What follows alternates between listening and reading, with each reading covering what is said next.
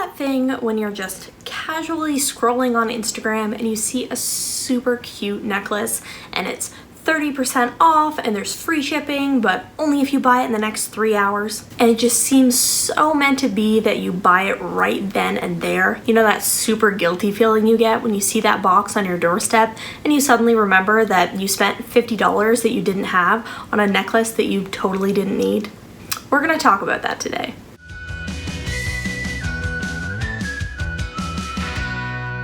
Welcome to the Ready Set Life YouTube channel. My name is Brittany and I am a millennial financial coach who makes videos all about taking the fear out of finance. Make sure you hit that like button if you enjoy this video and subscribe and hit the notification bell if you haven't already. I put out new videos every single Thursday and you don't want to miss them. Impulse spending. It's a problem that so many people have, and if you're not careful, it can really mess up your money plans. Before I really got into personal finance, I thought it was totally normal. Like everyone just went through it and it meant that we were spenders and not savers. But now that I know a lot more about finance and a lot more about myself, I've been able to recognize impulse spending for what it is and implement strategies and tools that work for me to stop it. So if you're an impulse spender, bookmark this video because I'm about to give you a whole lot of information that will have you back on track with your budget. Before we get into strategies, let's talk about what impulse spending actually is. Understanding the kind of psychological background to all of this will help you recognize when it's happening to you and allow you to be more objective in implementing some of these tools.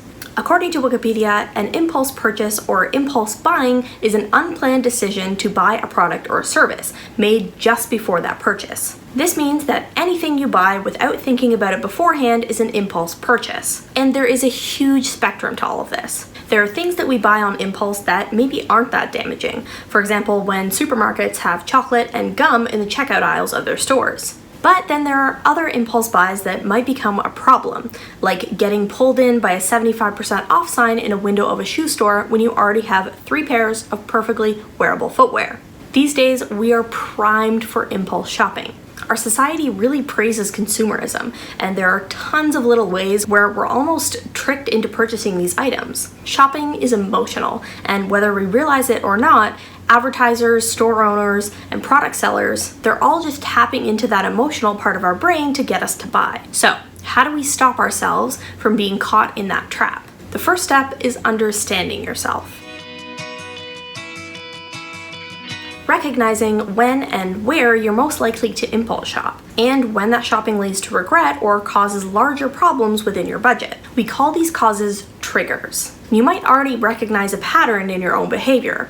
If you're watching this video, it means that you've probably typed in how to stop impulse spending, and that itself shows me that you're probably already halfway there. But the important part here is to pinpoint the actual reason. Maybe you impulse shop when you're more sad or happy. Maybe you only do it when you online shop or when you see a great deal. Start writing down your purchases. I think I mentioned this one before in my How to Stop Overspending video. It's called a spending journal. You write down your purchases, the amount that they were, your emotional state when you bought them, and any other significant details that you can think of, like a significant event that happened that day, or the fact that it was on sale, whatever you want to track. After filling up a few pages, go back and take a look at that list. Which purchases do you wish that you didn't make? What factors are similar between them, and can you see any patterns? Maybe there's a similarity in the timing of those purchases, or the day of the week that they were bought on. Another thing that you can do is go through your credit card statements or receipts. Just start highlighting the purchases on there that you don't remember, or that you think weren't good for you, or that you'd wish you just made a different choice. Seeing all of these items together really helps you visualize the whole picture. And once you start to realize what triggers you to shop impulsively, then you can move on to addressing those actual triggers. Number 1, start addressing the source. If you've done that first activity, you'll already have an awareness of what causes your impulse shopping. Address that. Put some rules in place for yourself based on your triggers. For example, if you're sad, you don't buy, or don't buy after 7 p.m. Whatever your trigger is, create some sort of barrier to stop yourself. Now, notice I said buy instead of shop. This really depends on you knowing yourself, but for me, I can do all the shopping that I want, but I stop myself at the buy.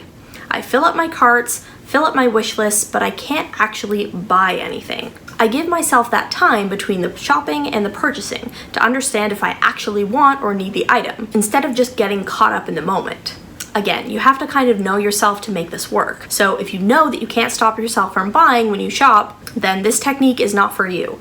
But you have to kind of figure that out for yourself. You can also make general rules for yourself. Regardless of your triggers, it's always good practice, for example, to never shop when you're tired. Your brain gets foggy and has trouble making sound judgments. Or never grocery shop when you're hungry. You know you always buy more food that way. Or maybe don't waste time at the mall.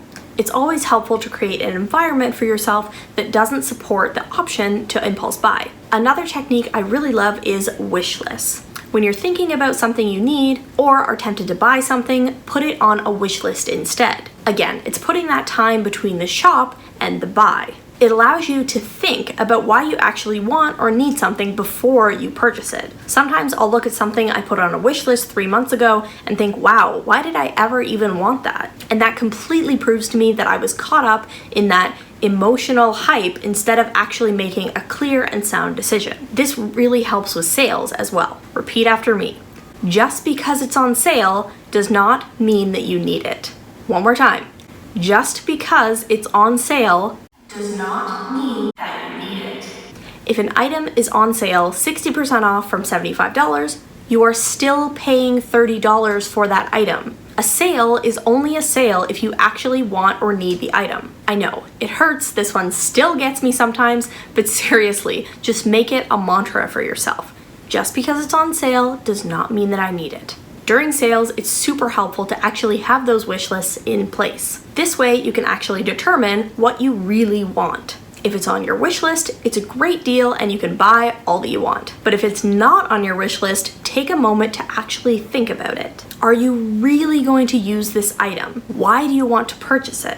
If you can't take some time to seriously ponder whether you actually need to buy it, you're probably just trying to trick yourself into getting it. If you're shopping online, do that adding to cart thing. And if you're at a physical store, just hide the item in a weird place and take a walk around the mall. Give yourself 25 minutes, an hour, whatever, just to get out of that space. Separate yourself from the actual buy to get your mind right. You have to put yourself in a different emotional place to sort out what your real feelings are.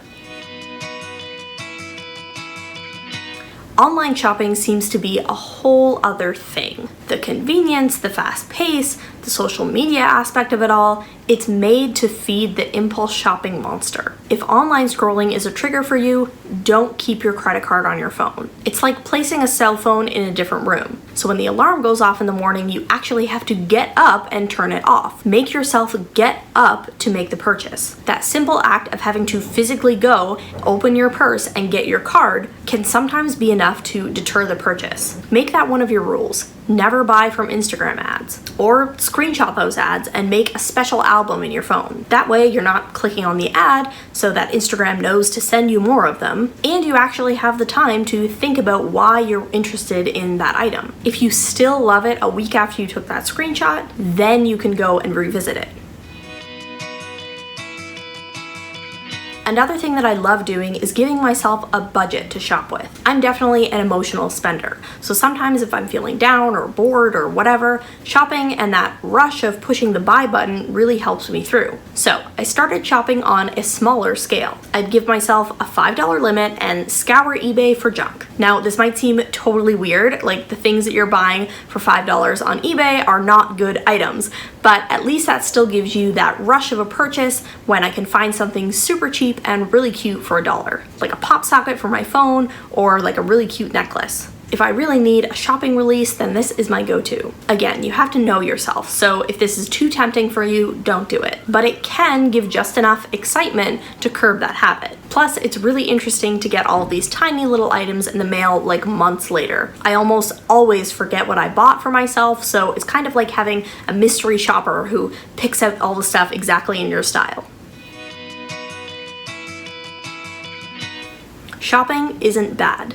We're allowed to spend our money on whatever we want, but impulse purchasing isn't planned. Oftentimes, it doesn't actually fit with our values, and none of these purchases actually bring us joy. Take the time to breathe between the shop and the buy. And better yet, build the buy into your budget. Figure out what you actually want, what the price is, and save for it. That purchase is going to be a lot more satisfying when you know you've put in the hard work of restraining yourself on the impulse, saving up, and planning the purchase.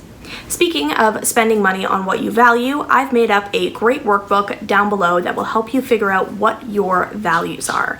You always want to make sure that your financial spending and your actual money is going towards the things that you value. And this will help a lot with impulse spending because you can actually think to yourself, okay, does this purchase align with what I value? If it doesn't, then you can actually rethink the purchase and it might actually help you curb those habits. So again, I'm going to link that down below so you can check it out for yourself. If you like this video, make sure you subscribe and hit that notification bell. I put out new videos every single Thursday. But for now, let me know in the comments down below. What are your spending triggers? Mine are definitely sales and emotional. Until next time, I'm wishing you great financial health. Bye!